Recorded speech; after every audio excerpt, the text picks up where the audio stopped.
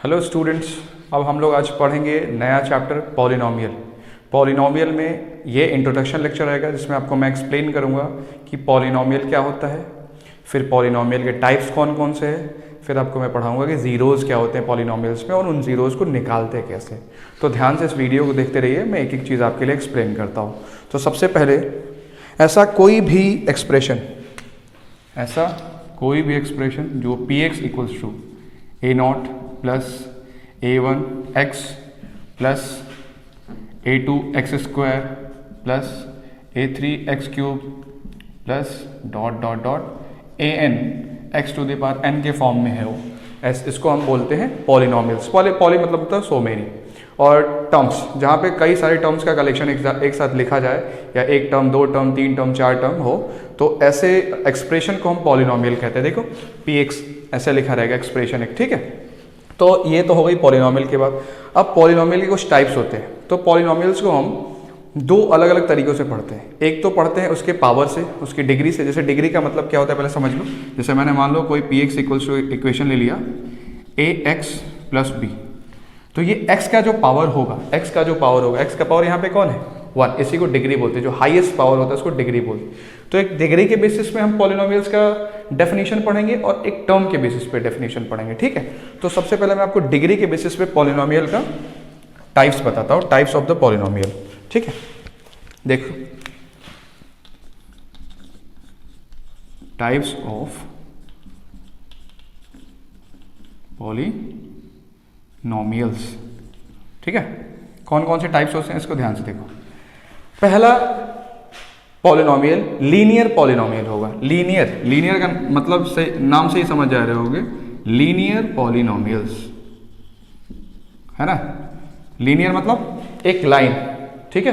तो linear polynomial ऐसा polynomial जिसकी डिग्री 1 हो, ऐसी पॉलिनोमियल जिसका डिग्री 1 हो, उस पॉलिनोमियल को हम लीनियर पॉलिनोमियल कहते हैं। जैसे मान लो x प्लस 4 लिखा हो या 2y प्लस 3 लिखा हो, ध्यान से देखो, इसका पावर 1 है, इसका भी y का पावर 1 है। तो ये पॉलिनोमियल जो हो गए हमारे डिग्री 1 के हो गए, उनको लीनियर पॉलिनोमियल्स बोलते हैं। फिर क्वाड्रेटिक पॉलिनोमियल,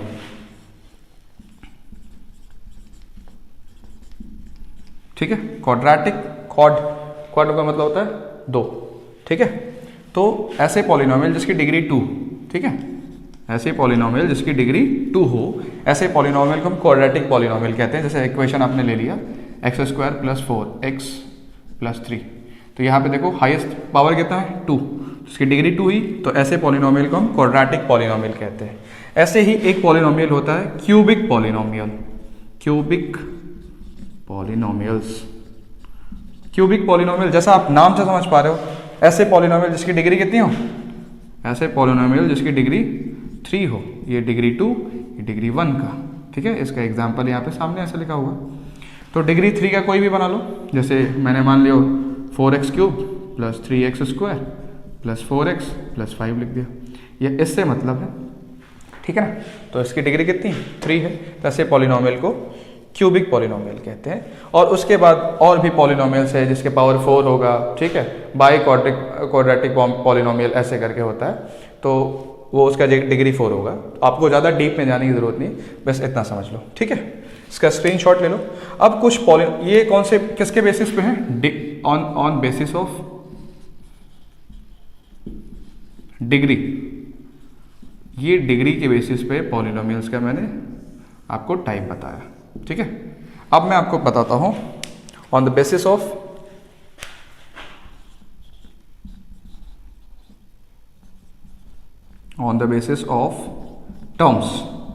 टर्म्स जितने भी होंगे उनके बेसिस पे। जैसे कि आपने 9th क्लास में पढ़ा होगा, तो टर्म्स के बेसिस पे एक हो गया मोनो मीन्स होता है सिंगल, 1, जिसमें एक टर्म हो वो मोनोमियल हो गया। बाइनोमियल जिसमें 2 टर्म हो, ट्राइनोमियल 3 टर्म हो, और ऐसे ही पॉलिनोमियल जिसमें बहुत सारे टर्म्स हो। तो अब आप ये सीख गए कि पॉलिनोमियल क्या होता है। ऐसा कोई भी एक्सप्रेशन जो a not plus a1x plus a2x² plus a3x³ dot dot an x to the power n तक। मतलब क्या है, एक टर्म भी हो सकता है, x भी उसके साथ हो सकता है, x² भी हो सकता है। ध्यान से देखो, जिसमें x² वाला टर्म होगा वो कौन सा हो जाएगा, क्वाड्रेटिक।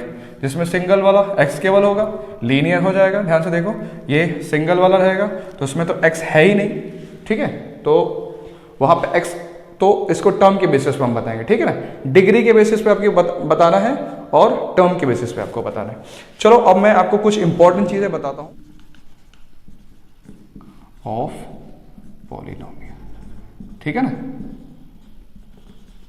अब आपको यह समझना है बच्चा कि ये जो पॉलिनोमियल होता है उसका ग्राफ कैसा बनता है, या जब ग्राफ के हिसाब से उसकी वैल्यूज कितनी होती है, ये आपको समझना है। जैसे मान लो पहला केस हम ले, पहला केस लें, इसमें पहले तो समझ लो, अगर equation px equals to ax plus b के फॉर्म में हो, मतलब जहां पे डिग्री 1 हो, ऐसे पॉलिनोमियल को क्या बोलते हैं, लीनियर पॉलिनोमियल, तो जिसमें हमेशा एक लाइन बनेगा। और अगर वही px इक्वल्स टू हो ax² plus bx plus c। देखना यार, एक चीज का ध्यान रखना, ये पॉलिनोमियल हम लोग पढ़ रहे हैं, कोई क्वाड्रेटिक इक्वेशन नहीं समझना। क्वाड्रेटिक पॉलिनोमियल इक्वेशन तब होगा इक्वल्स टू जब हम जीरो जहां पे लगाएंगे, समझ रहे हो ना। अरे हमने बता रखा है आपको कि इक्वेशन क्या होता है, जिसमें लेफ्ट हैंड साइड और राइट हैंड साइड दोनों चीजें हों।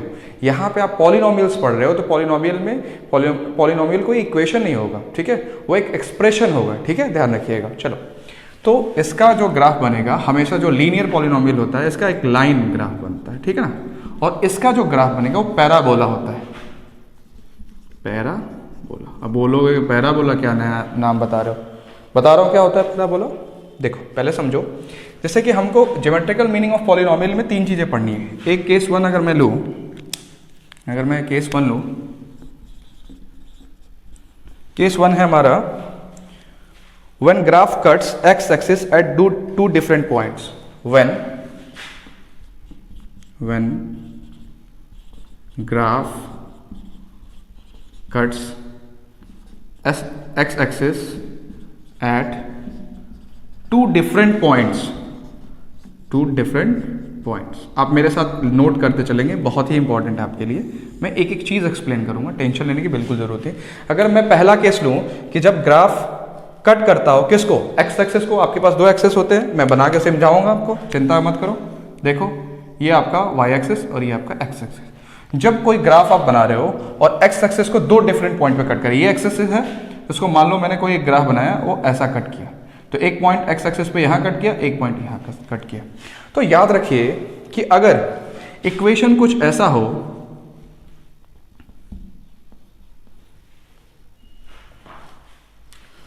क्वाड्रेटिक पॉलिनोमियल हो, तो उसमें जो पैराबोला, जब शेप मैं कह रहा था, इसी शेप को पैराबोला बोलते हैं। ऐसे यू शेप में, या तो ऐसे बना रहेगा, या तो अपवर्ड की तरफ, या डाउनवर्ड, या इस लेफ्ट हैंड साइड में, या राइट हैंड साइड में ऐसा बना रहेगा, उसको पैरा बोलते हैं। तो जब ग्राफ एक्स एक्सिस को 2 डिफरेंट पॉइंट पे कट करेगा, तो एक्स की 2 वैल्यूज आएंगे, याद रखिएगा। एक्स के कितने वैल्यूज आएंगी, 2।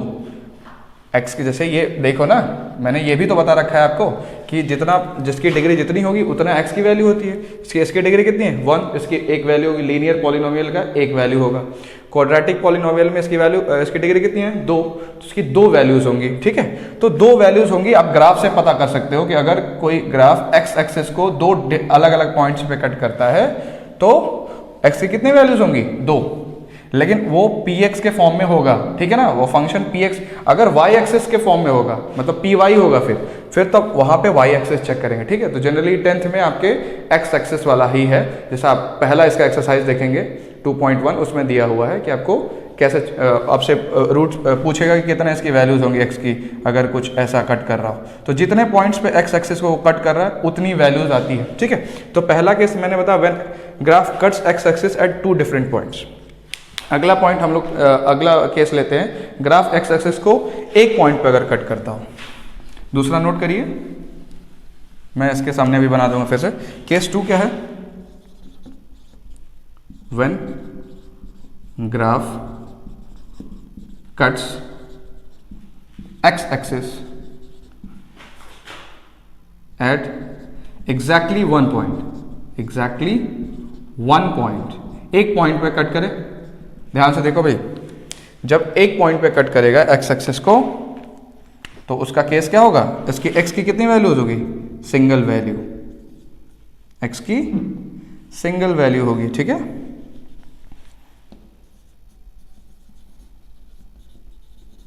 बात समझ में आ रही है? अरे एक्स की एक ही वैल्यू होगी, लीनियर पॉलिनोमियल हो गया ना। तो मैं बनाता हूँ ना डायग्राम आपके लिए, तो ये बनाया आपने वाई एक्सिस, ये बनाया आपने एक्स एक्सिस। अब इसको एक पॉइंट पे किसी पॉइंट पे कट कर रहा है, तो मान लो कोई ग्राफ ऐसे आगे कट करके निकल गया, तो सिंगल पॉइंट पे कट कर रहा है, तो इसमें एक्स की वैल्यू कितनी होगी, सिंगल वैल्यू होगी, एक वैल्यू। और कभी कभी आपने तीसरा केस देखा होगा, बता दे रहा हूँ यहीं पे, when graph cuts when graph is above the x axis और वाई एक्सिस। तीसरा केस क्या हो जाएगा, केस नंबर 3 आपको पढ़ना है कि अबव एक्स एक्सिस हो और बिलो एक्स एक्सिस हो, मतलब कट ही ना करें, एक्स एक्सिस के ही बात करेंगे, सॉरी वाई एक्सिस की कभी नहीं बात करेंगे। यहाँ पे आपने जो भी दिया हुआ है वो मैं आपको समझा रहा हूँ। तो देखो, अगर ये आपका रहा ग्राफ, या तो यहाँ से निकल जाए या यहाँ से निकल जाए, मतलब कुछ टच ना करे। तो जब टच ही नहीं करेगी, एक्स एक्सिस को कट ही नहीं करेगी, तो कितनी वैल्यूज हो जाएगी, एक्स की 0 वैल्यूज। जैसा कि अगर आप पहला वाला एक्सप्रेशन याद हो जो मैंने a0 प्लस a1x वाला लिखा है, तो a0 मान लो, तो वहाँ पे जब x ही नहीं है तो x की कहाँ वैल्यूज होगी, वही वाला है। तो जब when graph not touching x axis और it is above the x axis और बिलो द x एक्सिस। ठीक है, अगर एक्सप्रेशन y के केस में होगा, ध्यान रखना बच्चा, क्योंकि आपको बोर्ड में थोड़ा सा कभी कभी ट्रिक कर सकता है कि py, जैसे आपने px लिखा है यहाँ पे, ठीक है ना, मतलब x का फंक्शन है ये। ठीक है, अगर यही py होता तो ये ay, तो वहां पे y एक्सिस को कट करते हुए देखते। अच्छा, अगर मैं यहीं से आपसे पूछूं, चलो ध्यान से एक क्वेश्चन देखते हैं। ये तो मैंने तीनों आपको केस समझा लिया, इसका स्क्रीनशॉट लो फटाफट। चलो अब मैं आपको एक चीज बताता हूँ, समझो जल्दी से, टाइम वेस्ट नहीं करते। ठीक है, क्वेश्चन पूछ लो, है बताओगे, बताओ, जानकार हो तो थोड़ा सा। जैसे मान लो मैंने कोई ग्राफ ले लिया, कोई वो बता रहा हूँ, और आप वो कुछ ऐसा कट करते हुए निकल रहा है। ठीक है, अगर ये x के फॉर्म में है, मतलब अगर ये px इक्वल्स टू कोई इक्वेशन लिखा है, तो आप किस पे ध्यान देंगे, x एक्सिस को कितनी बार कट कर रहा है, तो कितनी बार x एक्सिस को कट कर रहा है, एक बार, दो बार, 3 एंड 4। तो x की जो वैल्यूज होंगी 4 वैल्यू होंगी x की। मतलब ये कौन सा पॉलिनोमियल, यहां से आप पॉलिनोमियल भी डिसाइड कर सकते हो कि पावर 4 वाला होगा। ठीक है, अगर यही ऐसा मैंने कोई इक्वेशन लिया और वो y एक्सिस को कट करके निकल जाए, तो क्या बताओगे, बताओ ना।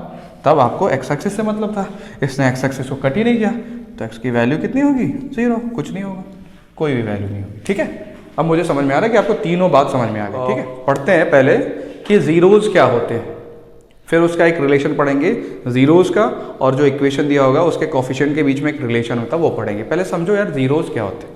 जैसे कोई एक एग्जाम्पल अगर मैं ले लूँ, अभी मैं बार बार px equals to ax plus b का बार बार एग्जाम्पल आपके सामने ले रहा हूँ। ठीक है, तो x की ऐसी वैल्यू जो उसमें रखने के बाद इक्वेशन सेटिस्फाई कर रहा हो, समझ रहे हो, वो उसके जीरोज होते हैं। जैसे मान लो आपने लिखा कि x minus alpha equals to 0, तो x इक्वल्स टू जो हो गया अल्फा हो गया आपका, ये उसका जीरोज है, या x minus beta equals to 0।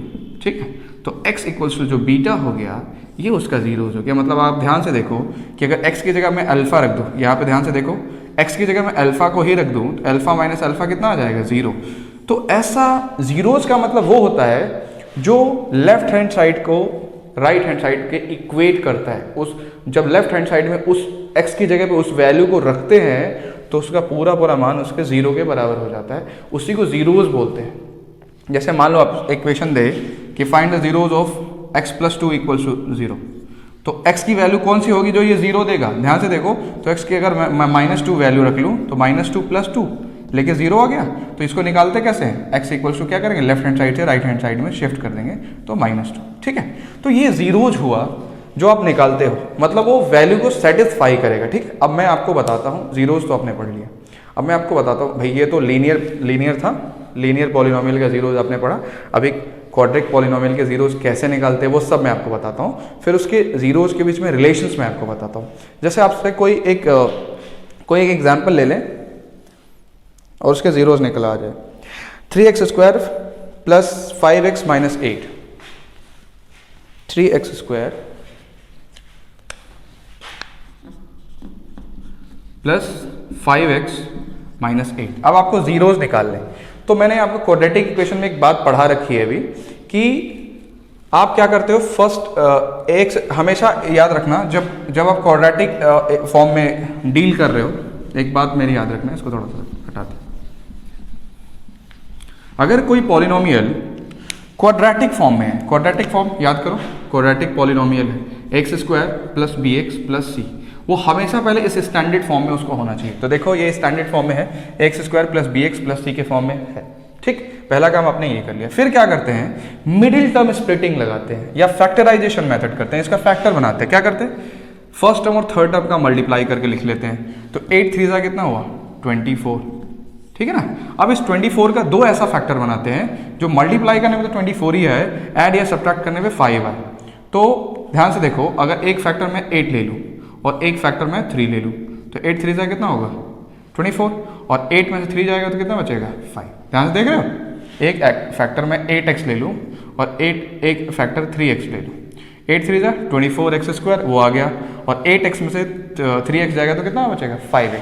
तो ध्यान से देखो, अगर मैं इसको स्प्लिट करूँ तो ये हो जाएगा 3x² प्लस क्या 8x minus 3x, 8x minus 3x 5x, ये आ गया वही, कोई चेंज नहीं हुआ इक्वेशन में।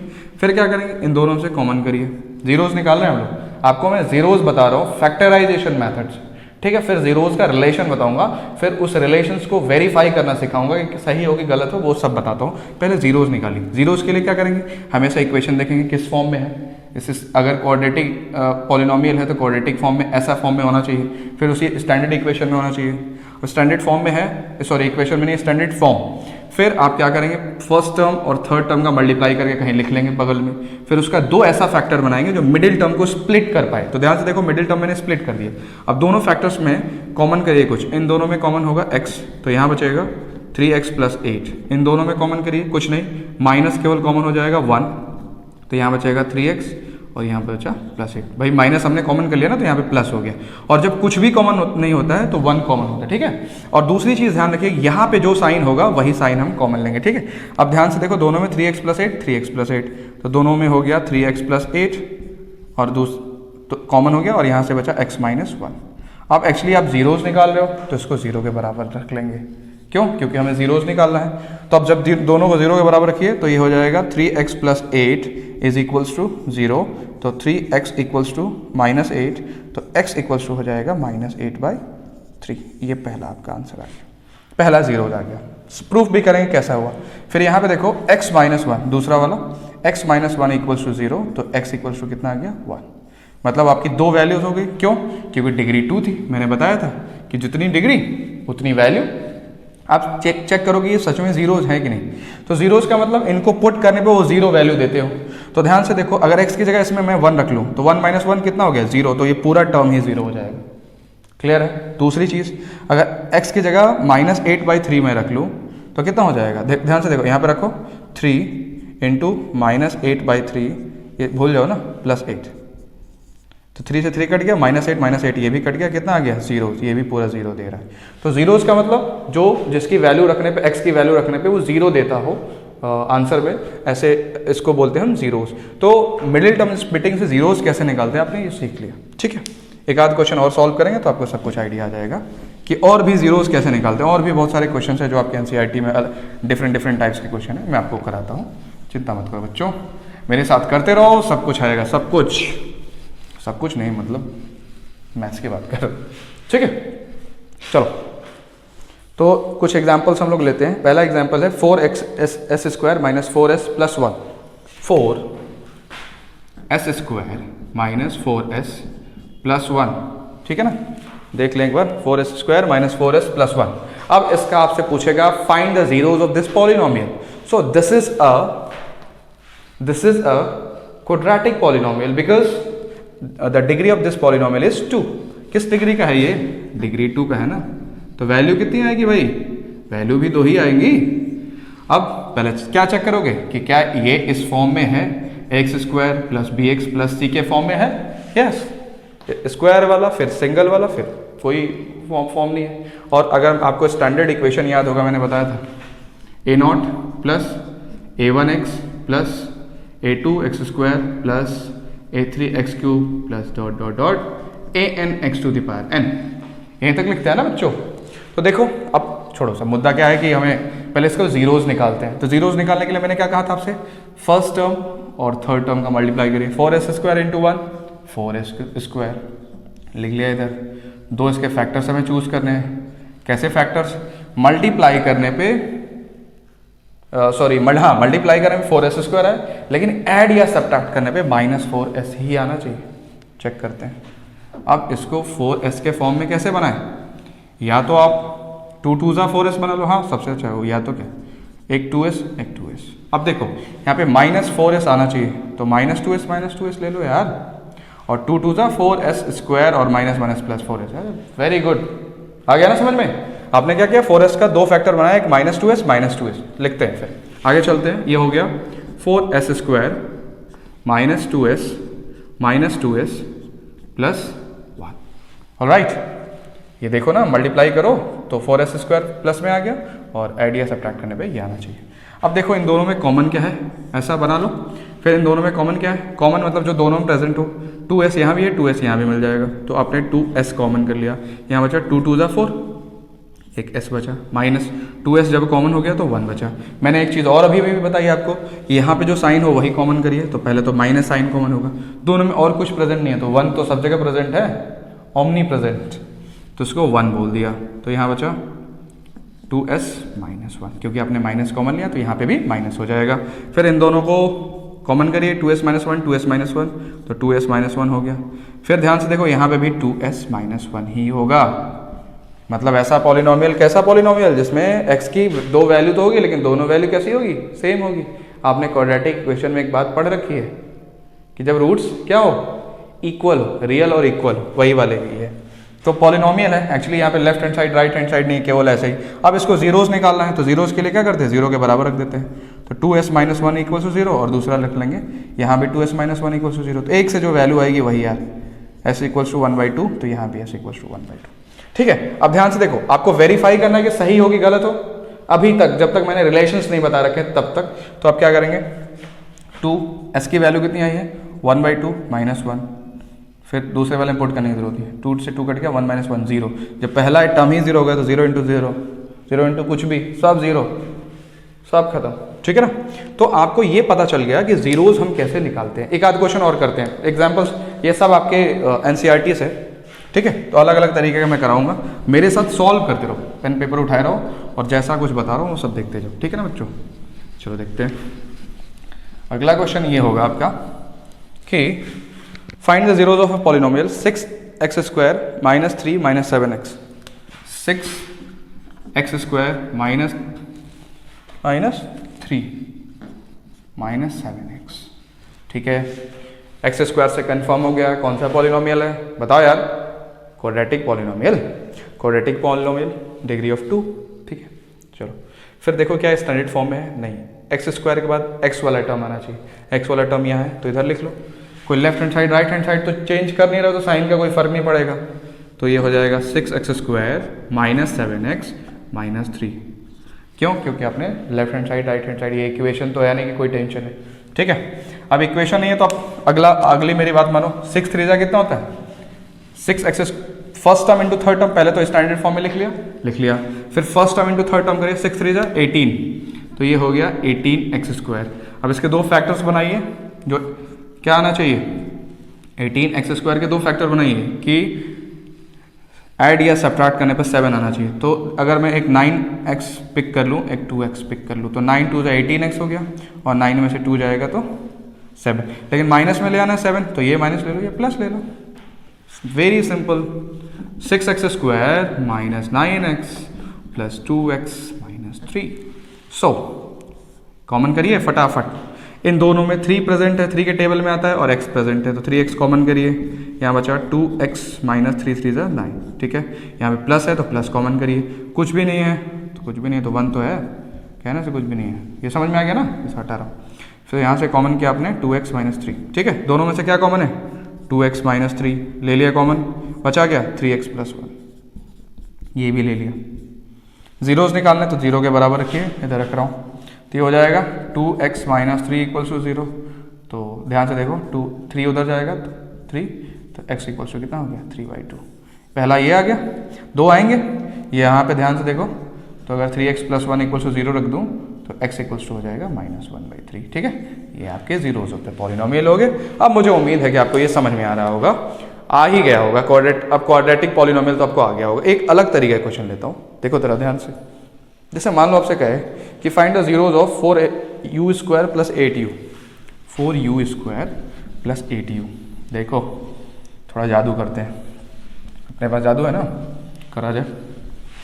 क्या पूछा क्वेश्चन भाई आपके, ये NCERT का ही है, 4u² प्लस 8u। आपसे पूछा कि 4u² प्लस 8u, इस पॉलिनोमियल के ज़ीरो बताओ।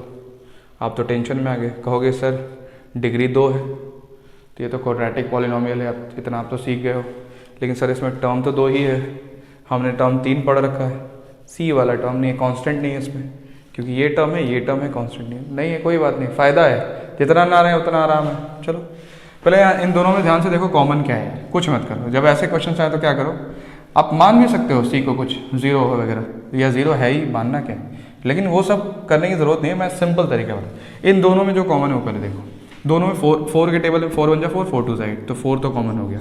फिर दोनों में से u भी कॉमन हो गया, ठीक है। यहाँ बचा 4u आपने कॉमन कर लिया, तो एक u बचा, यहाँ से 2 बचा। अब ध्यान से देखो ना, 2 अलग अलग मल्टीप्लीकेशन फॉर्म में हो गए, यही तो हम जीरोज में करते आ रहे हैं, तो अब 0 के बराबर पुट कर लो, तो एक 4u इक्वल्स टू 0 हो गया, तो u की वैल्यू 0 हो गई। एक u प्लस 2 इक्वल्स टू 0 हो गया, तो u की वैल्यू -2 हो गई। कितना आसान रहा, क्वाड्रेटिक पॉलिनोमियल था तो 2 वैल्यू तो आनी ही थी। अब मेरी एक बात समझो यार, क्या ये सही है? तो देखो अगर u की जगह 0 रखें तो पूरा 0 हो जाएगा, टर्म है 0, -2 रखो तो -2 प्लस 2 कट गया, फिर ये पूरा 0 हो गया, बिल्कुल भी आ गया आपको। अगला एक एग्जाम्पल देख लो, t² - 15, फटाफट इधर कर देता हूँ। t² - 15, इसका 0 निकालना है। इसके 75 तरीके करने के, लेकिन सबसे सिंपलेस्ट तरीका ये है कि क्या करो कि 15 को ना उधर भेज दो, तो इसको पहले 0 के बराबर मान लो कि हम, क्योंकि जीरोस निकाल रहे हैं।